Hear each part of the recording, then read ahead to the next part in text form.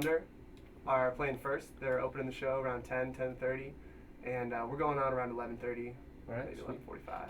And Late is night there a show. cover? Is Playing there a late. cover? There is a Good cover. question. There is a cover. It's a small fee for a great show.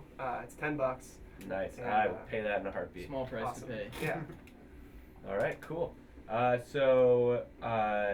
That album we heard was Until the Next Time, and you guys had one previous EP, right? And Yeah, entitled Theep. See if you can figure that one out. Deep.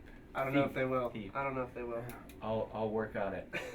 And I've heard through the grapevine that there might be another album in the works. There is actually, yeah. We got about close to 15 new songs that we're gonna try to record, and actually there's even more that we're still working on and trying to figure out. But we're looking to record sometime in January, and just kind of getting the wheels turning on that one. It's gonna be great. Bill here that I'm sitting next to, Wild Bill, actually recorded and mixed the whole last record, and he's gonna be involved with the next one. But we're also reaching out to some other producers and trying to, take another step forward and keep it rolling. Awesome. Yeah, it sounds like there's a lot of exciting things going on for the band right now. Tell us about the other stuff you have going on later this month and Kickoff tour. Well, Tonight. this show tonight we're kind of looking at as a kickoff tour for our, a kickoff show for our October tour.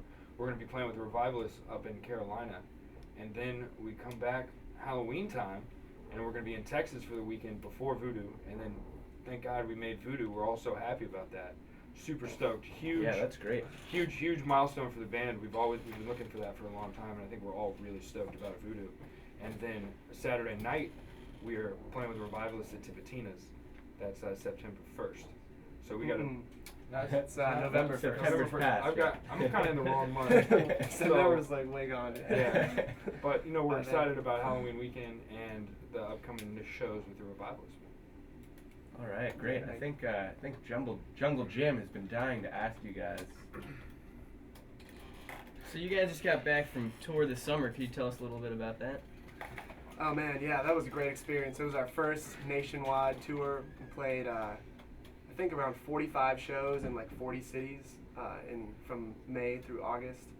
And we bought a 15-passenger van and a trailer, and just rolled around the country in that thing.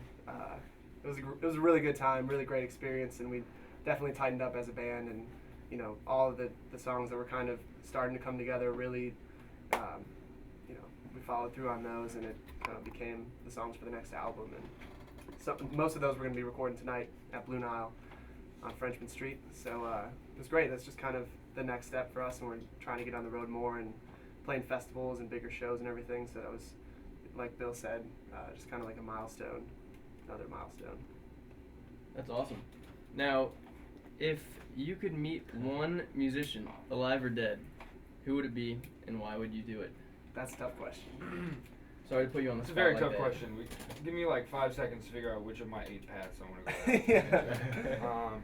It'd be cool if it was like a 3-person hang, like me and 2 other guys. Yeah, so you can do so I don't that. have to pick We'll just let one, that happen. Yeah. like, That's acceptable. like we said, like Miles Davis and Johnny Cash in the same room. Like what's gonna happen there? Yeah. Wow. Some crazy Yeah. chemistry would definitely happen. I don't know if they'd get along, but it'd be fun. Something like that. I like to think they would.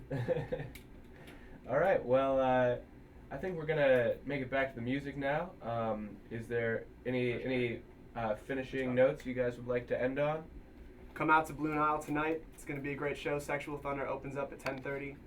We are playing at 11:30. We are Naughty Professor, and it's gonna be a great time. Come on out, be in the video, and have some fun with us.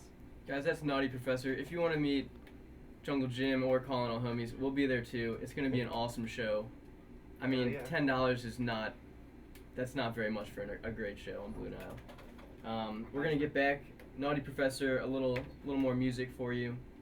Heck yes, this is Naughty Professor, and this next song is Coal Mine, off of their album Until the Next Time. You can get it on their website. And yep, and here it comes.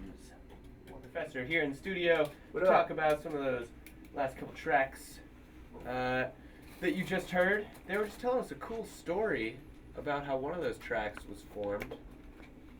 What was that? Who, Nick? That was you, right? Yeah. We the way we recorded that, we had a couple friends of ours sit in on the record. That's the only song on our album that has organ and trombone.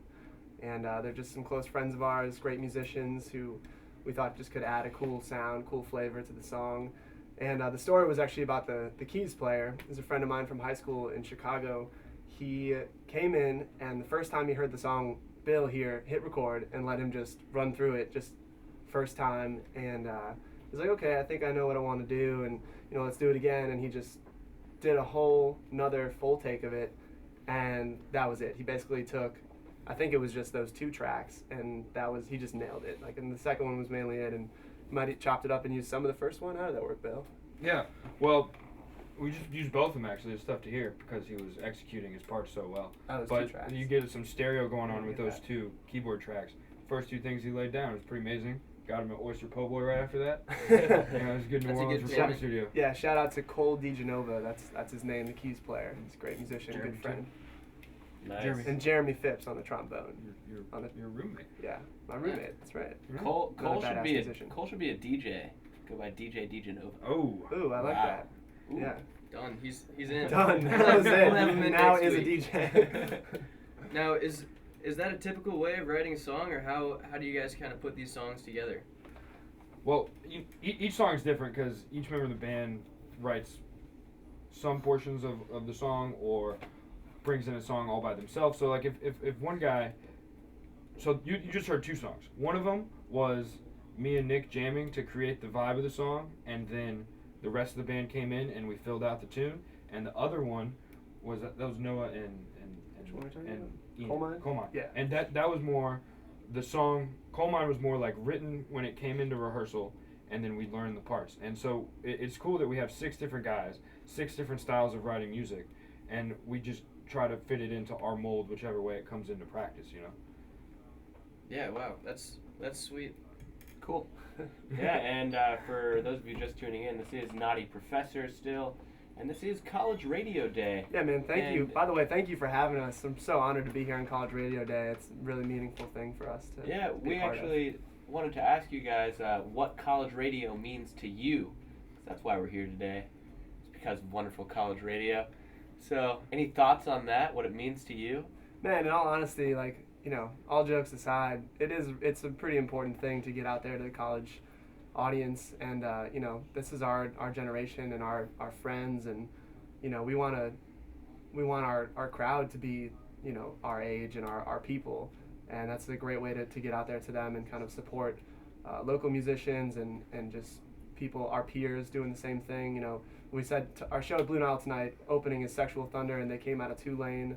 And they might even be on the show later, and just promoting to our friends in school and out of school too. I mean, I'm out of school now, but most of us went to Loyola, and it's important to be involved in the college community and to have college radio be a great, strong support of that. We love TUL for that. So thanks for having us. We're happy to have you. You guys met the first week of school. Is that the case? Before the first week of school. Don't do this at home, but we skipped orientation and just jammed the whole time. And that's how the band started. So I might actually tell you to try that at home. I don't know. We are on college radio, so I'm not entirely sure what I'm supposed to say here. It actually happened at school, but just not. It did happen at school, so let's give Not school at some home. credit. But yeah, it happened pretty quick, and it was cool how quickly it came together. Yeah, it felt Been right, playing you ever know? since. It was just fate. Yeah. Fate, you could say. Woo! Nice, guys. Big word. Well, it shows in your music. You've really got some great jams there. Can't wait to see that new album, and excited for the show tonight at Blue Nile Tonight, yeah. with Sexual Thunder. All right, and I think we'll make it back to the music. It is College Radio Day on WTUL New Orleans 91.5. Next up, we have a track from the Revivalists, who Naughty Professor will be going on tour with in Yeah. October, right? Next week, yeah. Next week. All right. Thanks, guys. Thank you. And thanks to our listeners.